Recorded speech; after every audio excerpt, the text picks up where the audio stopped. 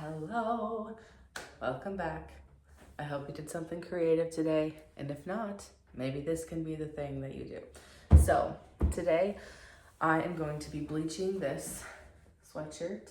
I've had it for a long time. I love it. It's very comfortable, and I've been debating bleaching it for a while because I didn't want to ruin it, but I'm getting bored with my wardrobe and I'm not going to buy anything. So I'm going to be bleaching something onto this. And I like that it's a neutral, which is why I'm bleaching something and not like doing patchwork or painting or something.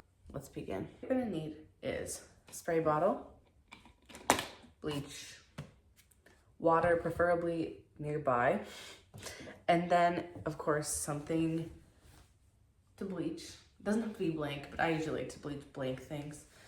And then also when you're bleaching things, you want to make sure that it's a thick material. So, of course, this is a sweatshirt, so it's a thick material. But when you feel it and you feel the texture, if it feels like it's meant to be water wicking, it's not going to bleach very well. And I usually like to use stuff that's like this traditional like t-shirt, sweatshirt material. It's a t-shirt, make sure that it's like a sturdy t-shirt, because if you put too much bleach, of course it can make holes, but even if you put a normal amount of bleach, after you wear it and wash it for a while, holes can happen like in the heavily bleached areas. Next thing you're gonna need is a bunch of things that you don't mind getting bleach on. Hard plastic, metal, just things that you kind of like the design of. Most of the things that I have, I don't mind getting bleach on, are tools, because you also want it to be relatively flat. Like when you lay it down, you want it to be flush with the sweatshirt, or close. So for instance, like a fork would not be the best candidate, because when you lay it down, there's like this part. So if you spray the bleach on top of it, it's not gonna give you that nice fork look. It's gonna look a little foggy.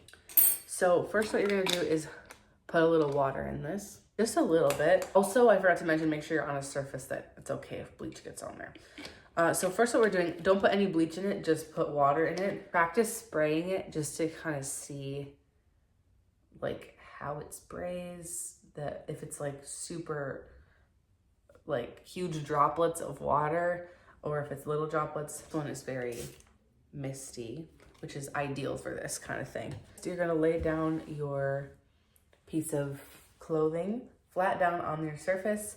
And I usually recommend when I bleach things to put a trash bag in between the layers, but because I am using a thicker material, I'm using a sweatshirt, and because this is a very fine mist, I'm not going to do that because I don't want to get out a trash bag. I'm going to lay out our objects on the shirt or piece of clothing that we have. Also forgot to mention that you can get paper too and cut out little designs. So for me, I cut all these wonky little stars. Okay, here's what we're working with right now. I think it's kind of cute because it kind of, I think, mimics like a knitted sweater like pattern here. So I'm gonna try this, and then I might add like a repeat of it here and here. But we're gonna start with this and we're gonna trust the process. So I really don't need a lot of this mixture because again, I'm just doing this. So I'm just putting that much water in. Okay, this is the mixture we're working with. I think it's mostly bleach, if not half and half. So make sure you're above and far away to start. And if there's any parts you don't want bleached, make sure to block them off, but I kind of like the mixed in vibe. So you can always add more, you can't take away. And this is about the point in the project where I go, oh my God, what am I doing? But that's normal. Like, what if I hate it? But what if I love it? And also, I've been thinking about bleaching this thing for so long, it's time, you know? So you can see the orange already starting to come in. Wait, I'm loving this. Okay, so give it a couple seconds because it's gonna develop more than you think it will. And the worst thing ever is putting too much bleach and then realizing, oh my God, I did not want it to look like this.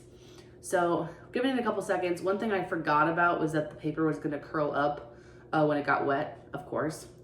But that's why we went from such a high angle, because it still makes the star shape, even though it's a little curled.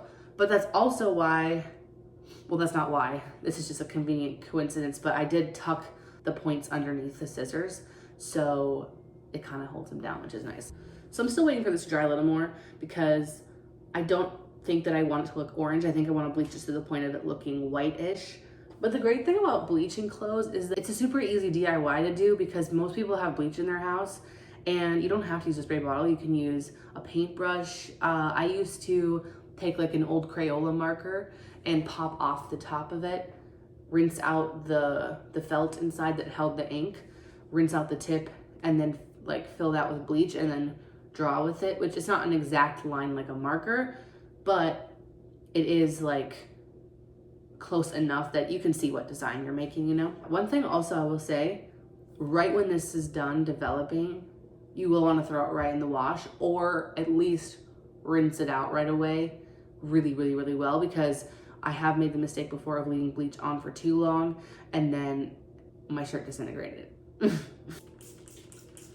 See, now it's coming out a little more like a stream, which is not what I wanted, but that's okay. Okay, a little more. Well, I'm not gonna do more than that. All right, this is important.